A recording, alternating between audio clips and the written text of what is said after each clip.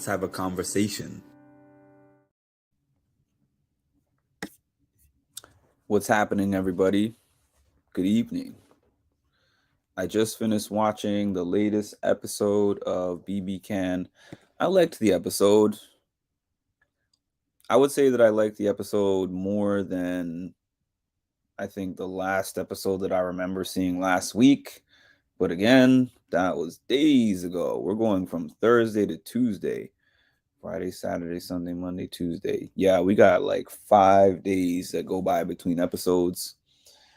So it's kind of like out of sight, out of mind. I wonder what these people are doing, but not enough for me to suffer through the digital dailies and the commercials, which, by the way, I went on the website the other day to see what was going on with the digital dailies.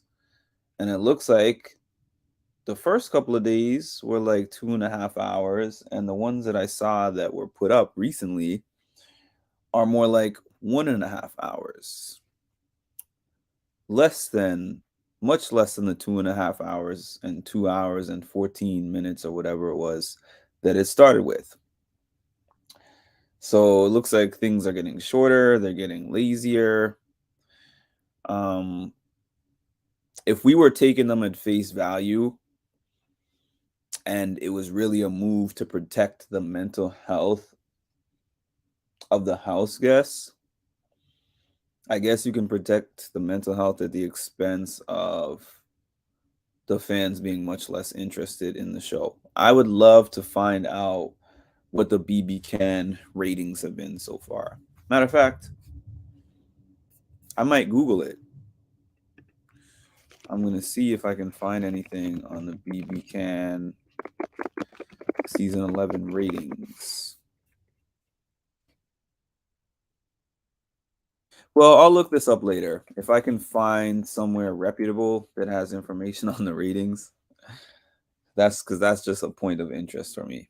Anyways, let's jump into this review, which is going to be probably a relatively short one.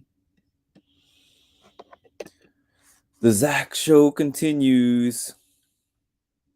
It's funny on paper because I made my predictions before I saw one episode. It was just based on the cast list, the cast attributes, and also the cast videos that they put in that were online. And I said it could be a risky pick, but I was like, Zach number 1, Ty number 2, and Santina number 3. So far, they seem to be working together. So we started off with this HOH tournament, and last week we actually started the tournament. This week we finished watching the tournament. I already got the spoilers, so I already knew who won. If you don't know who won and you don't want to know who wins, spoiler alert. But if you're still going to listen past this point, you don't care, or you've seen it already, the winner is Dan. Not to be confused with Daniel, because the show is trying to have my brain scrambled by giving us a Jonathan, a John, a Dan, and a Daniel. Thankfully, one of the Johns went. One of the Johns went, so that's a quarter of my confusion gone. Now one of the Dans have to go, but it's not going to be Dan. It's not going to be Dan. It's not going to be DJ Dan because he won the HOH, so he's safe. So he has a decision to make on his hands. And as expected, and at least based on what they've shown, Zach was heavy on this guy, as expected, just like he was with Santina. Zach is going to try to control anybody who wins HOH. So far, he's not been winning. I don't know if he was legitimately trying to win. He might be playing a game where early on he would rather not win HOHs and comps and then tell the person in power what to do.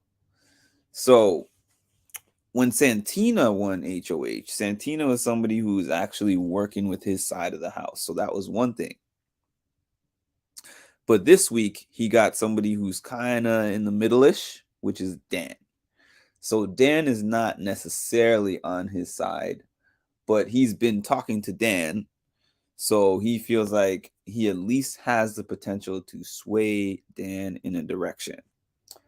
Hope plays one of the dumbest moves that anyone can ever play on Big Brother, which is to volunteer himself to be put up on the block. He goes to Dan. First, they show him talking to Renee and telling Renee, I haven't had any conversations with Dan. Dan doesn't like me. And Renee is like, but you got to play it cool. He's like, I'm not going to kiss any ass. She's like, you don't have to do that, but you got to do what you got to do, basically, to stay in the game. So, yeah, he ends up making the crucial Big Brother error that a lot of people seem to make for some reason, which is to say, oh, yeah, put me up, bro. So that's an easy decision put in Dan's hand right there. So it's a question of who's going to be the second person that Dan puts up. And Zach is in his ear. He's like putting a bug in his ear to get Rob out. He wants Rob out. And we can clearly see from last week's episodes that Rob wants him out and he wants Rob out. They can't both exist in the same space because they both think that the other one is a threat to their game. So clearly, Zach is campaigning. Zach is on to Rob's thoughts. Probably if we could see more of the conversations in the house, I bet you there is context to show why Zach is on to Rob, because they haven't directly showed Zach and Rob having any kind of confrontation. Although, but like we know why Rob wants Zach out, but we don't necessarily know why Zach wants Rob out unless we're taking him at face value. So I'm sure there's some kind of context conversations that we haven't seen. Vanessa, we just saw her like maybe like 30 seconds worth in this episode. We're barely seeing Vanessa. We didn't see much of Shania. We saw like a little bit of Kuzi. But once again, it was dominated by Zach, Santina, Ty, Hope, Dan by virtue of being the HOH, because otherwise Dan wouldn't have been on there either. A little bit of Claudia and a little bit of Anika. And a little bit of Daniel. We got some of Daniel too, because Daniel was saying that he's noticing that there's like the girl side, there's the guy side, and then he said there's like 5 of them that are not really on the side that are going to be the easy ones to pick off. So I wondered why Daniel wasn't saying, why don't we form an alliance? But we're not really seeing the alliances like how the BBUSA goes, where by week 2, we've already seen multiple alliances with multiple different names. Like we're kind of seeing people that are talking together. I guess you could call the boys an alliance. I guess you can call the girls an alliance. But we don't really know. Like they showed Renee and Hope having this private conversation, and we're like, are they an alliance? Or, we don't really know. Maybe somebody who's watching the digital dailies knows, but I have no idea what kind of thing Hope and Renee have going on. Hi, Shanna. Did you watch the episode today? Yeah, so Zach is trying to convince Dan that Rob is the biggest threat and Rob needs to go. Dan is like, hey, you're making a lot of sense. It shows Rob going over to talk to Dan, and it looked like the conversation wasn't really productive, but I wish I could have seen more of the conversation. I really wish that I could watch the digital dailies, but the fact that when I put it on, if something is boring and I want to skip ahead, I have to watch like 2 to 3 minutes of commercials. that alone is enough for me to turn it off, to be honest. I don't have the dedication to do that. Time is valuable. Imagine if I had to watch commercials during the BBUSA live feeds. I probably would stop watching those too. So anyways, at the end of this episode, it shows us that Dan nominated Hope. Hope actually tried to campaign after telling him to put him up, because he said his reason was like, I'm here to play, like I'm here to show what I can do, and this isn't me, and I let my guys down, blah blah blah. I want to go up. Then he tried to campaign not to go up, but it's too late at that point. Once you give somebody the option to put you up and they can say that you asked for it, that's taking a decision out of their hands. So really, what I was trying to figure out and what everyone wanted to know was the second person who was going to get put up. And the second person ends up being Renee. I didn't see that coming, but I assume that Renee is a pawn. And for him, he probably thought that that was an easy selection since she was already on the block last week. And it doesn't seem like she has a strong backing behind her necessarily. So he was like, that's an easy pawn decision, and Hope has to be put up. I hope they get enough tweets to not do the digital dailies anymore. Shanna, I said this last week, but if season 12 is digital dailies, I'm not watching. I'm committed to doing this season just for the coverage for my page. But if they continue with it, nah, I'm done. I am so done. I'm missing so much context. Who would you have put up for noms? I was not leaning for Renee, but I would have put up Hope if he asked me to get put up. But I would not have put up Renee. I might have put up like a Daniel or a Daniel or a Vanessa, possibly. That's who I was thinking of. Do we know who won the veto? Somebody knows. I'm sure that I think the veto competition happens already by now. I don't personally know. I don't really care if somebody says who won. Oh, it was Santina. Okay. Oh, that's who won? Or that's who you're saying you would put up? You would put up Santina if you were him?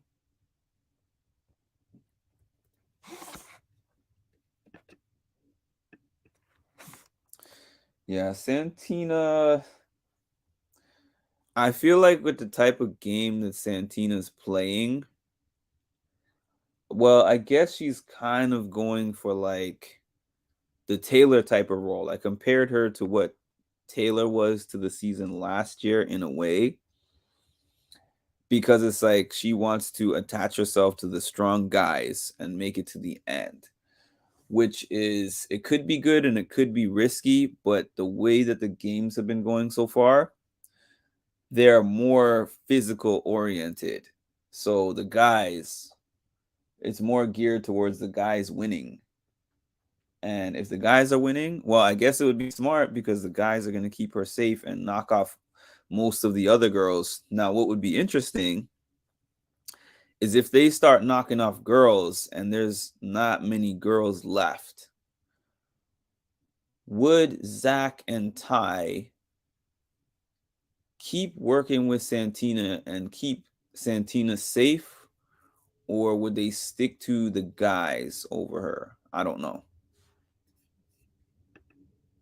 Her and Zach need gone. The thing about Zach, I go back and forth on Zach because on paper, I said I'm making a risky prediction and saying Zach will win the whole game. But it's like Zach talks so much and he's so arrogant that I'm like, at some point, it feels like people are going to put him through a back door. I say they stick with the guys. Yeah, because, and especially they'll probably think to themselves, if a bunch of strong guys and a female made it, and the female made it to the end, and there was females in the jury house, they would probably think to themselves, we might get overwhelmed with the possibility of it being like, hey, she played the best social game because she survived, she outlasted all these men. Because now from BB24, we see how that can actually happen. It hadn't happened before, but now their radars are probably up. Like, this is something that could potentially happen. It was a good episode, though. I liked it. It was an interesting episode, but again, there was just so many discussions that they showed in the episode where I'm like, how did this start? Where did this build up from? Okay, so after Zach goes in and talks to Dan and gives him his Roberto suggestion, where does he go next? Who does Dan talk to directly after that? What conversations do they have in between? What are the outliers in the house saying? Like, I want to know everything. I want to know everything. I've used this example a couple of times before, but when I was in high school and I got like Hamlet and Othello and all that stuff to read, I only bought the Spark Notes book, and I was using the Spark Notes book so I could pass my quizzes and tests instead of reading the whole book. But reading the whole Spark Notes that gives the chapter by chapter breakdown is not going to make me understand the entire play. And that's how I feel here. I feel like I'm getting the Spark Notes version of Big Brother, where I just see the Spark Notes on Tuesday, Wednesday, and Thursday, and I miss out on everything else. So it's like I do have some enjoyment. I love Big Brother at heart. I love the concept of Big Brother, but my heart's not into the season because it doesn't feel like Big Brother. It feels like Big Brother Light, Big Brother Junior. And I can't wait for BB25. I really can't, because I feel like that's when I'm really, really going to be taking a deep dive. But I'm interested to see who wins this season of this. I'll tell you guys like a little bit about what I'm feeling of the people in there so far. Yeah, I feel like a casual watcher this year. Me too, because I'm like, there's no way on a BB season with live feeds that I would just chill from Thursday of last week to this Tuesday. I would be like, what's going on? Who's talking to who?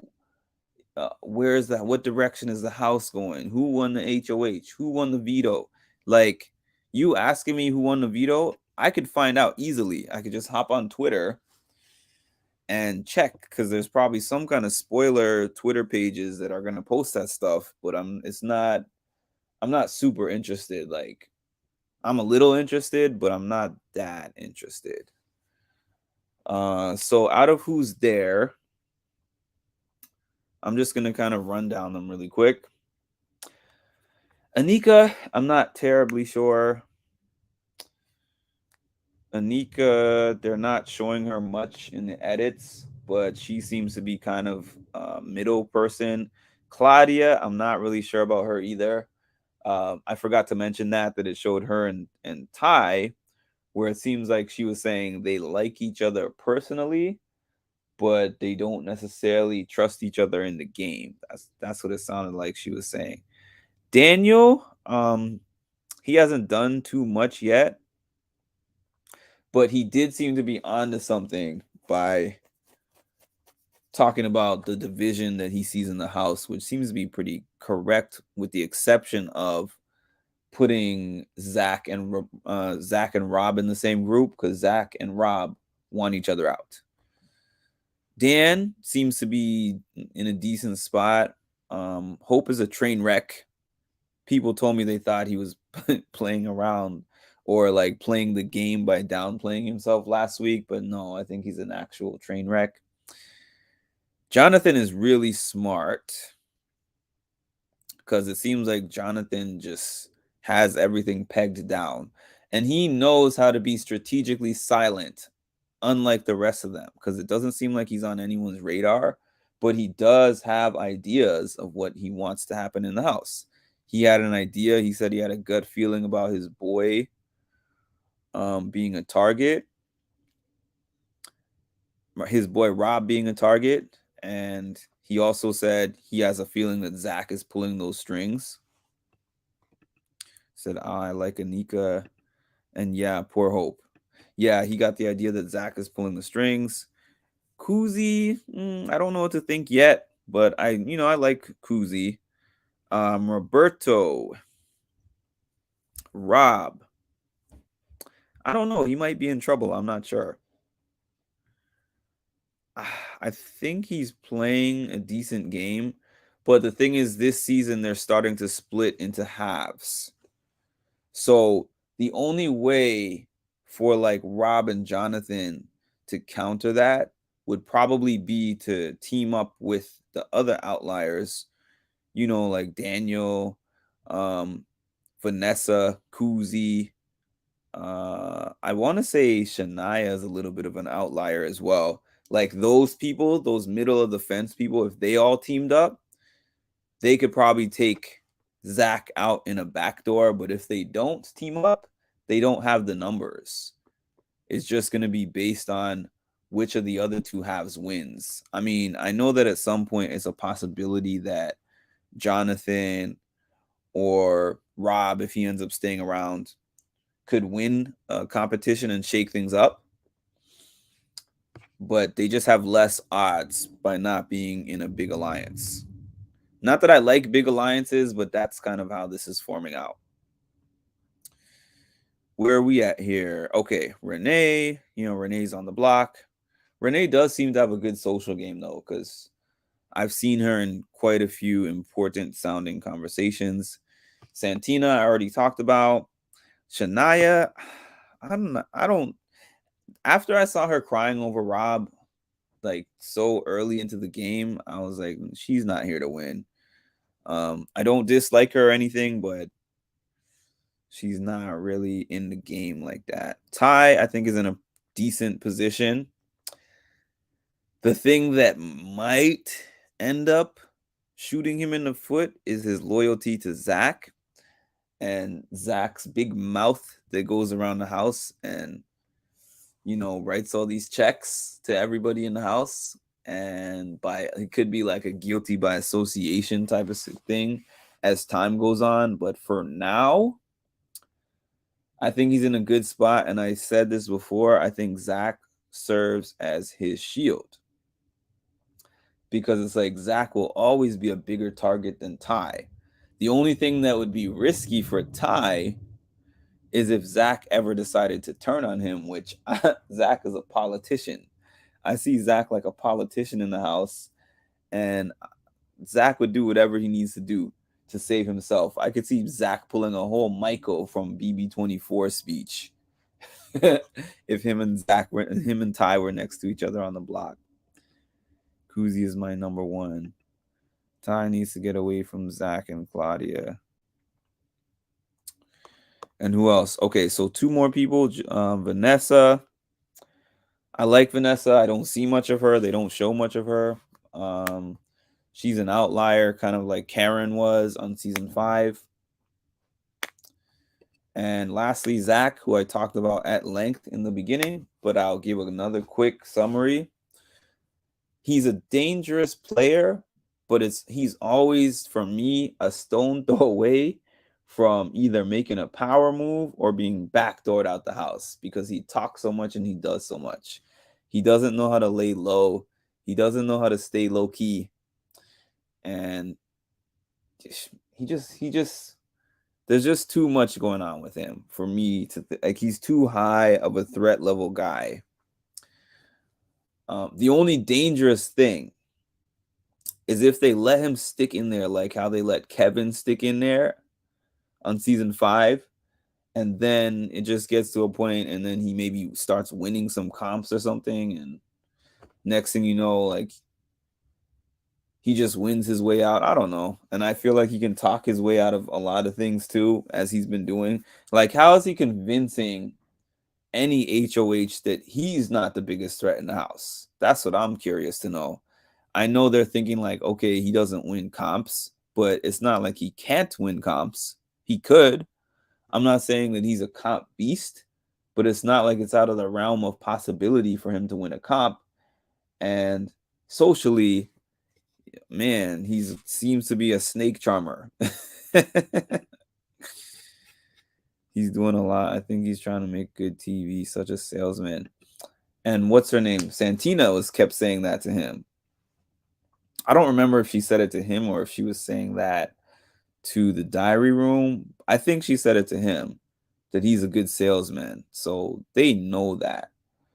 I would like to know what people really think of Zach when he's not in the room, because all the conversations they're showing us in the edit, he's in the room.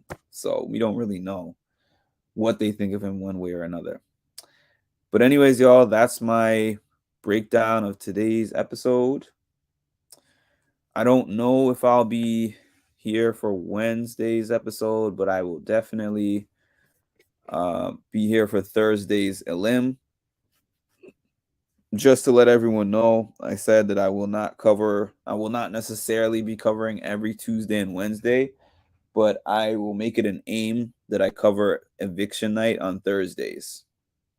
So I will do at least one recap per week. Some weeks I'll probably do the one recap on Thursday where I kind of recap all 3 episodes, or some weeks I will hop on and do a Tuesday or Wednesday, or maybe some weeks I'll do all 3 days. But either way, you'll get some kind of BB Can coverage. And thank you all for being here. Thanks, Shanna. And we will talk again soon.